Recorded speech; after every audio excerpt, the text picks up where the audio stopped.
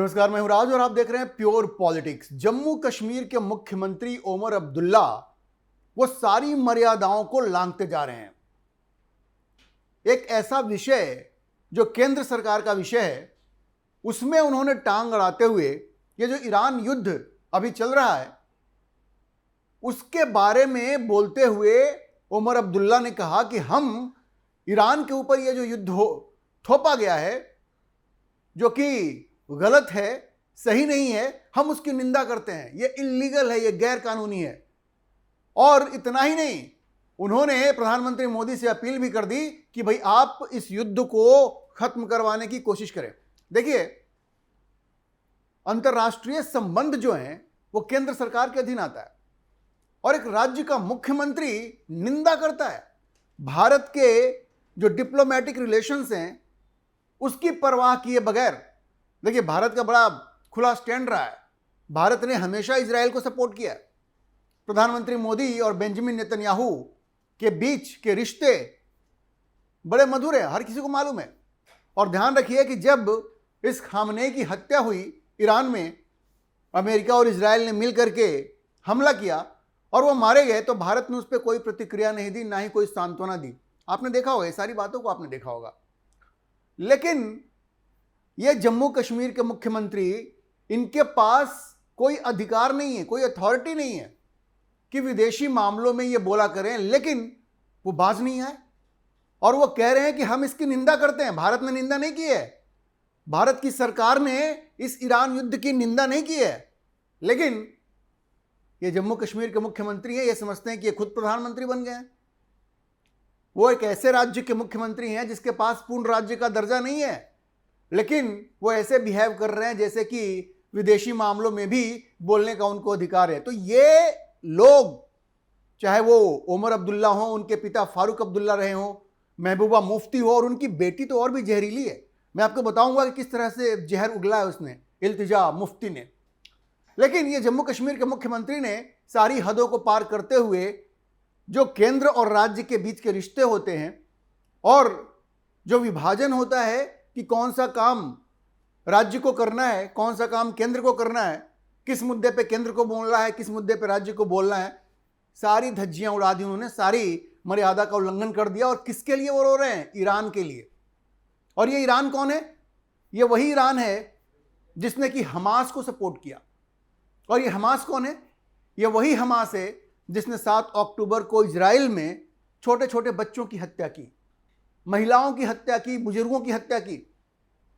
यह वही हमास है जिसने शनी लॉक नाम की एक लड़की को, 20-21 साल की लड़की थी वो, उसको पहले तो रेप किया कि नहीं किया उसका तो पोस्टमार्टम हुआ नहीं, लेकिन उसको मार करके और उसकी जो बॉडी है, नेकेड बॉडी है, नंगी बॉडी है, उसके चारों तरफ AK-47 लेकर के और अल्लाह अकबर के नारे लगा रहे थे। ये इस हमास के लोग थे। और उस हमास के पीछे कौन खड़ा होता है? ईरान खड़ा होता है। और उस ईरान का समर्थन कौन कर रहा है? ये ओमर अब्दुल्ला कर रहा है। तो आप समझिए कि ओमर अब्दुल्ला एक तरह से इनडायरेक्टली हमास को सपोर्ट कर रहे हैं।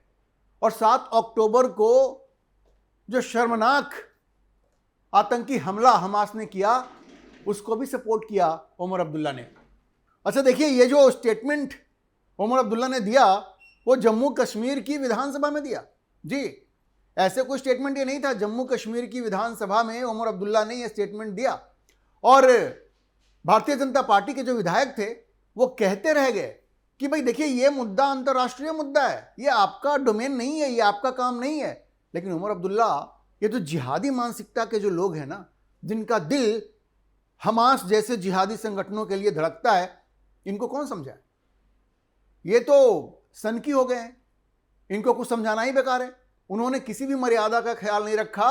और उन्होंने क्या कहा? उन्होंने कहा कि on behalf of my self and my colleagues, मैं अपने तौर पे और अपने जो हमारे सहयोगी हैं उनके तरफ से बोलते हुए मैं इस ईरान युद्ध की निंदा करता हूं जो कि गलत है और इल्लीगल है, गैर कानूनी है।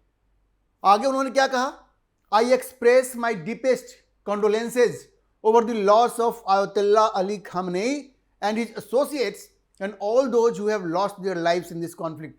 आप समझ लीजिए कि किस तरह से उमर अब्दुल्ला ने भारत की जो ऑफिशियल लाइन है उसको क्रॉस किया। भारत ने आयतुल्ला अली खामनेई की हत्या पे कोई कॉन्डोलेंस, कोई सांत्वना व्यक्त नहीं किया था। और ये एक राज्य का मुख्यमंत्री है जिसका दिल जिहादियों के लिए धड़कता है, सिर्फ इसलिए कि वो मुसलमान है और एक मुसलमान खामनेई मारा गया इसलिए ये सांत्वना दे रहे हैं। उनको ये भी ख्याल नहीं आया कि भारत सरकार ने आधिकारिक तौर पे कोई कॉन्डोलेंस खामनेई की हत्या पे नहीं दिया है। लेकिन बिना किसी चीज की परवाह करते हुए उमर अब्दुल्ला ने जम्मू कश्मीर की विधानसभा में खड़े होकर के उस खामनेई की मौत पे सांत्वना जाहिर किया जिस खामनेई ने पिछले कुछ समय में, हाल के दिनों में लगातार कश्मीर के मुद्दे पर पाकिस्तान का समर्थन किया। इतना ही नहीं, खामनेई ने कई बार कहा कि कश्मीर के जो मुसलमान हैं उनके साथ नाइंसाफी हो रही है और उनको आत्मनिर्णय का अधिकार मिलना चाहिए, उनको मुक्ति मिलनी चाहिए गुलामी से। ये किसने कहा था? खामनेई ने कहा था, वही खामनेई जो अमेरिका और इजराइल के हमले में मारा गया। ऐसे व्यक्ति के लिए आप आंसू बहा रहे हैं? भाई, आपकी प्रतिबद्धता, आपकी लॉयल्टी किसके लिए है? वो भारत के प्रति है या आयतुल्ला अली खामनेई के प्रति है?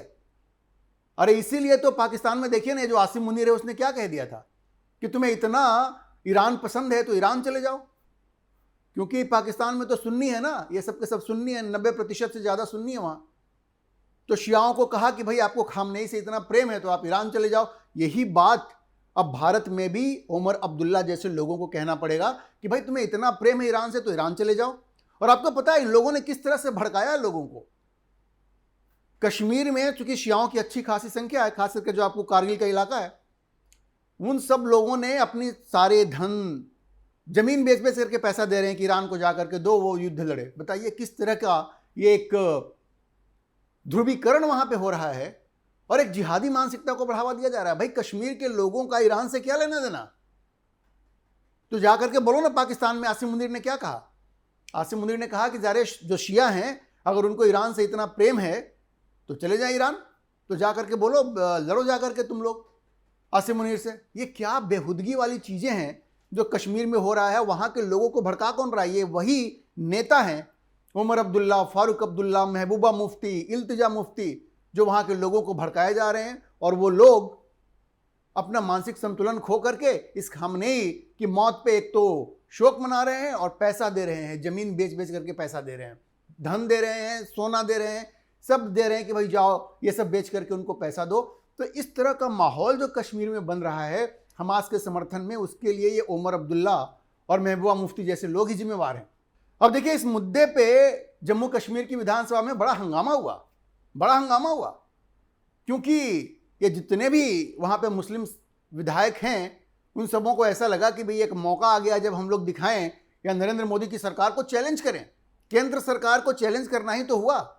जिस हत्या की केंद्र सरकार ने कोई निंदा नहीं की है उसकी निंदा जम्मू कश्मीर की विधानसभा में की जा रही है। जम्मू कश्मीर के मुख्यमंत्री उसकी निंदा कर रहे हैं, जबकि भारत की सरकार ने, भारत की केंद्र सरकार ने ऐसा कुछ नहीं कहा है। अब आप देखिए कि जो नेशनल कॉन्फ्रेंस जो वहाँ पे सत्ता में है, उसके अलावा जो उसके सहयोगी हैं, कांग्रेस है, सीपीएम है, बहुत सारे निर्दलीय भी हैं, उनके साथ साथ जो पीडीपी है, इन सबों ने इजराइल के खिलाफ नारे लगाए जम्मू कश्मीर की विधानसभा में और खामनेई की हत्या को गलत कहा और उसकी निंदा की, जो कि भारत सरकार के रुख से बिल्कुल अलग है। इजराइल के खिलाफ नारे लगाए जा रहे हैं जैसे ईरान की संसद में लगता है। आपको पता है ईरान की सबसे बड़ी गलती क्या है? ईरान इजराइल के अस्तित्व को ही स्वीकार नहीं करता। कैसे भाई? ईरान को अगर जिंदा रहने का हक है तो इजराइल को भी जिंदा रहने का हक है। आप उसके अस्तित्व को कैसे नकार सकते हैं? Death to Israel, death to Israel, ऐसे नारे आपने देखा होगा ईरान में लगते थे। ऐसे ही नारे अब जम्मू कश्मीर की विधानसभा में लग रहे हैं। आप सोचिए कितना खतरनाक मंजर है ये। और जम्मू कश्मीर को ये लोग किधर ले जा रहे हैं? ये उमर अब्दुल्ला और ये जो कांग्रेस पार्टी है और ये जो महबूबा मुफ्ती हैं। सदन के अंदर भी उन्होंने नारे लगाए, सदन के बाहर भी उन लोगों ने ईरान के साथ अपनी एकजुटता दिखाई, प्रोटेस्ट वहां पे किया। अब जो तनवीर सादिक है, जो नेशनल कॉन्फ्रेंस का एमएलए है, उसने कहा कि भाई जम्मू कश्मीर की जो सरकार है और जो पार्टी है नेशनल कॉन्फ्रेंस, वो पूरी तरह से इस मुद्दे पे एकजुट है और खामनेई की जिस तरह से हत्या हुई उसने कहा वो शहीद हुआ है। भाई ये वही खामनेई था जो कश्मीर के मुद्दे पे पाकिस्तान के पक्ष में बोला करता था। उसने कहा कि किसी भी देश को अधिकार नहीं है कि वो दूसरे देश पे आक्रमण करे, तो पाकिस्तान तो आक्रमण कर रहा है अफगानिस्तान पे, तुमने उसके बारे में कुछ बोला? और यह भी कहा कि हमें लगता है कि इस देश की लीडरशिप को, मतलब प्रधानमंत्री मोदी को, इसकी निंदा करनी चाहिए। भाई आपके कहने से होता है क्या? इंटरनेशनल डिप्लोमेसी अपने हिसाब से चलती है। रक्षा के मामले में इजराइल ने भारत को कितना सपोर्ट किया है क्या आपको मालूम है? और ये जो खामनेई जिसके लिए आप आंसू बहा रहे हैं, वो तो कश्मीर के मुद्दे पे पाकिस्तान की भाषा बोल रहा था। तो भारत को तो इजराइल के साथ खड़ा होना चाहिए ना। भारत ईरान के साथ क्यों खड़ा होगा? और जैसा मैंने आपको कहा, ये लोग कश्मीर में सिर्फ इस तरह के प्रॉब्लम्स क्रिएट करने में लगे हुए हैं। लोगों को भड़का रहे हैं कि बाहर आओ और ईरान के पक्ष में नारे लगाओ, हिंसा भी करने के लिए उकसा सकते हैं। ये तो वहां पे लॉ एंड ऑर्डर गनीमत समझिए कि उमर अब्दुल्ला के पास नहीं है। अगर law and order Omar Abdullah के पास होता तो इस मुद्दे पे वो जम्मू कश्मीर में अच्छी खासी हिंसा करवा सकते थे, सरकार ही करवाती। इनका पूरा नजरिया वही है। अच्छा देखिए, जब उमर अब्दुल्ला ने कहा, निंदा किया, तो महबूबा मुफ्ती बीच में आ गई। उन्होंने कहा कि भाई ये काम तो बहुत पहले हो जाना चाहिए था, ये निंदा करने में इतना वक्त लग गया उमर अब्दुल्ला को। महबूबा मुफ्ती को पहले ये समझ में बात आई कि उमर अब्दुल्ला जो कह रहे हैं वो उनके अधिकार क्षेत्र में नहीं है। अंतर्राष्ट्रीय संबंधों पे उमर अब्दुल्ला कमेंट नहीं कर सकते हैं। लेकिन महबूबा मुफ्ती ने उस बात को नहीं कहा। उसने कहा कि ये और बहुत पहले हो जाना चाहिए था। और मैंने आपको कहा, महबूबा मुफ्ती की जो बेटी है इल्तिजा मुफ्ती, वो तो और भी जहरीली है। वो बिल्कुल हमास की भाषा बोलती है, हमास की भाषा। उसने अपने एक ट्वीट में कहा कि Israel does not have the right to exist. Israel को एग्जिस्ट करने का ही अधिकार नहीं है, मतलब अस्तित्व को ही नकार रही है। इजराइल को अस्तित्व, इजराइल का जो अस्तित्व है उसी को रिजेक्ट कर रही है। कहती है कि Israel does not have the right to exist. वो जीने का अधिकार ही नहीं इजराइल को। अच्छा, यही भाषा तो हमास बोलती है ना, यही भाषा हमास बोलता है वहां पे। आगे वो कहती है not do they deserve a homeland. उनको होमलैंड भी नहीं चाहिए। और आगे कहती है praying for Iran Swift victory इंशाल्लाह, मतलब वो ईरान की जीत की कामना कर रही है। ऐसा है कि ये सब कामनाएं चलने वाली नहीं है। और ये जो इसकी जहरीली भाषा है, ईरान को एक बात समझ लेनी चाहिए कि इजराइल एग्जिस्ट करता है और एग्जिस्ट करेगा, और उसके साथ भारत जैसा देश भी खड़ा है। भारत की जनता खड़ी है, पूरी भारत की जनता इजराइल के साथ खड़ी है। इस इल्तिजा मुफ्ती को ये बात ध्यान में रखना चाहिए, और ये सारी बकवास वाली बातें उसको नहीं करनी चाहिए। लेकिन आप देखिए, माँ बेटी दोनों कितनी जहरीली है। इजराइल से लड़ेगा ईरान, हैसियत नहीं है। और ऐसी बातें करके ये अपने आप को एक्सपोज ही कर रही है इल्तिजा मुफ्ती कि किस तरह से उसके मन में गैर मुस्लिमों के लिए जहर भरा है, हिंदुओं के लिए भी जहर भरा है, और सिर्फ वो जिहादी मानसिकता की लड़की है और ऐसी ही बातें करती हैं वो। और ये जो कश्मीर के आतंकवादी है, उनको तो ये लोग सपोर्ट करते ही, ये सब सॉफ्ट सेपरेटिस्ट हैं, सॉफ्ट टेररिस्ट हैं। अगर इनको सॉफ्ट टेररिस्ट कहा जाए तो भी कुछ गलत नहीं होगा। तो कश्मीर में आप देखिए, ये आग लगाने में वहाँ का मुख्यमंत्री भी लगा हुआ है, महबूबा मुफ्ती भी लगी हुई है, और महबूबा मुफ्ती की बेटी इल्तिजा मुफ्ती वो भी लगी हुई है।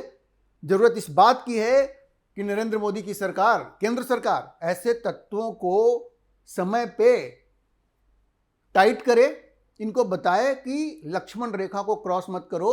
अगर तुम कश्मीर में फिर से आग लगाना चाहते हो तो हम उसकी इजाज़त नहीं देंगे, और इनके खिलाफ सख्त एक्शन होना चाहिए। ये बहुत ज़रूरी है, वरना ये कश्मीर को एक बार फिर से ईरान युद्ध के मसले पे या ईरान युद्ध का बहाना बना करके ये कश्मीर को एक बार फिर से हिंसा में झोंक सकते हैं। केंद्र सरकार को निश्चित रूप से सख्त एक्शन लेने की जरूरत है। अभी के लिए इतना ही। हम इस खबर पर नजर बनाए रखेंगे और आपको अपडेट करते रहेंगे। इस विषय पर आप क्या सोचते हैं, अपनी राय कमेंट बॉक्स में जरूर लिखें। और अगर आपको ये वीडियो पसंद आया हो तो आप इसे लाइक करें, शेयर करें और हमारे चैनल को सब्सक्राइब जरूर करें।